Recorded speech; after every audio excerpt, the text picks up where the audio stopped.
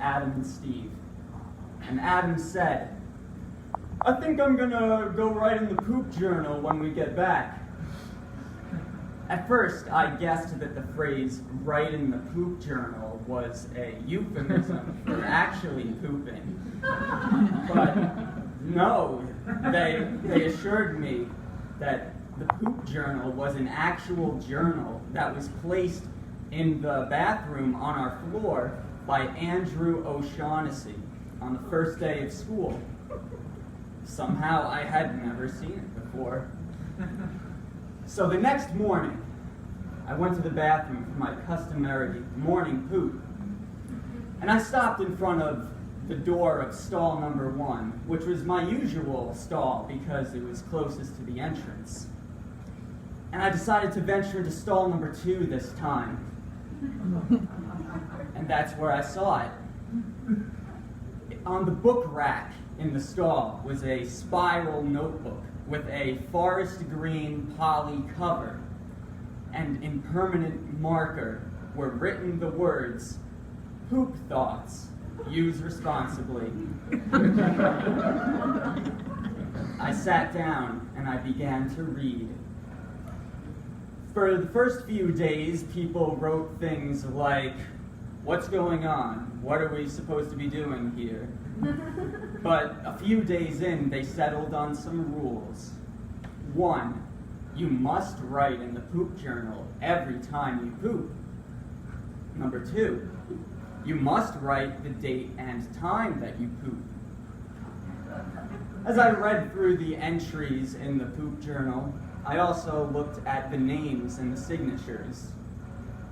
Duke Crapsbury, Prince Shittington IV, Fartington Esquire, God Emperor of the Porcelain Throne, Count Dingleberry, and Billy.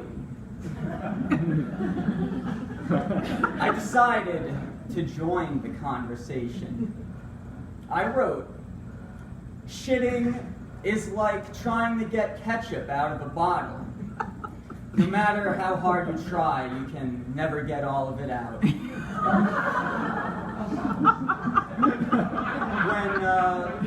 When I signed my name, I decided to come up with a pseudonym for myself, Poopy Bird, named after my mother's pet starling.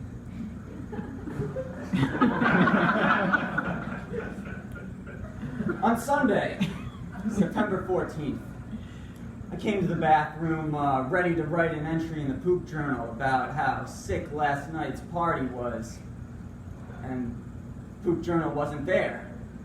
In a burst of adrenaline, I found the poop journal in the bottom of the garbage, and I took it out and put it back.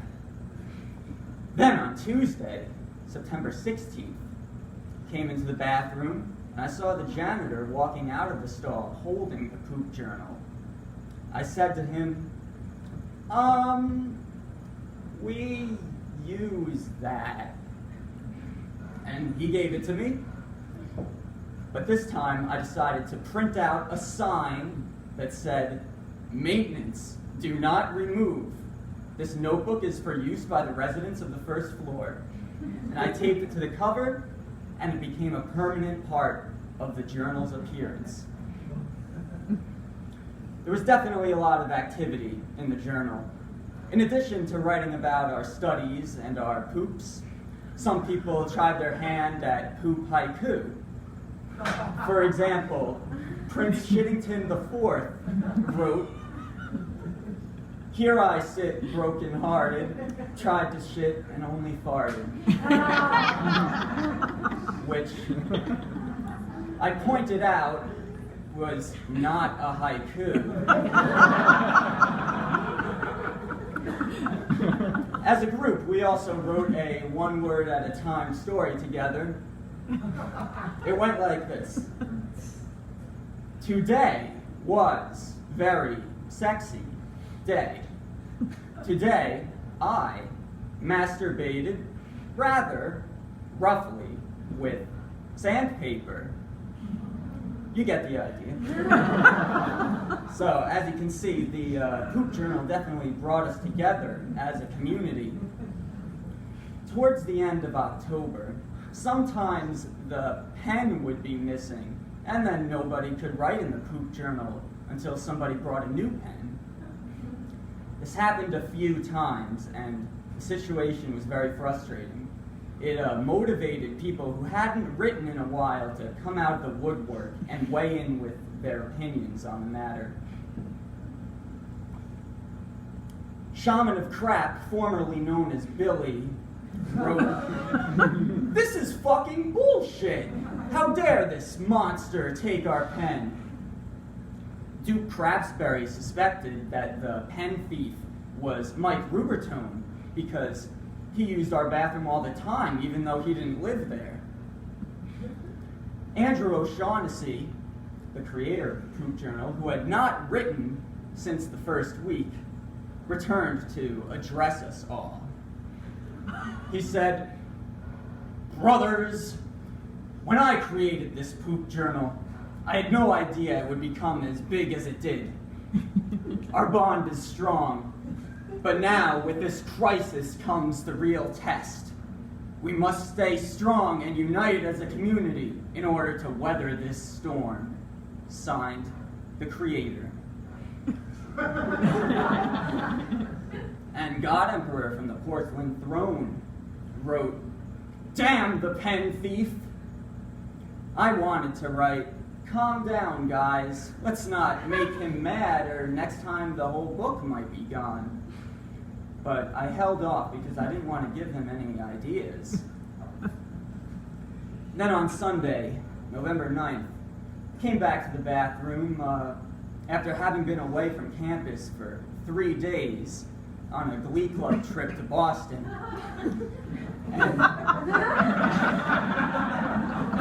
when I got back, the Poop Journal was gone. But in its place was a single page with a note that said, "Damn the pen thief, huh? Well, we'll see how you like it when I do this. Ha ha ha ha ha." Signed, the pen thief. I immediately alerted my trusted floor mate, Fartington Esquire, and we began to investigate. Through a series of interviews, we were able to narrow down that the journal went missing at around 7 p.m. that evening. I then noticed that the letter was written in cursive, but the way he wrote the capital letter I was just completely wrong. It's not how you write a script capital I. So we went around the building asking everyone we could find to write a script capital I for us to obscure the actual reason Fartington would tell people, "We're doing a research project on how cursive is no longer taught in the education system." After many tests, there was one match, Count Dingleberry. He wrote the capital letter I the same way it was in that note, but he denied being the one who took the Poop Journal. He said, "How could I have written that? I never write in script." Fartington said, "I know Count Dingleberry. He wouldn't lie to me." I thought this evidence was quite damning, but I knew there was nothing we could really do about it. It's not like we could search his room. If he took it, like, why would he even keep it? He probably just threw it away. So the search was inconclusive.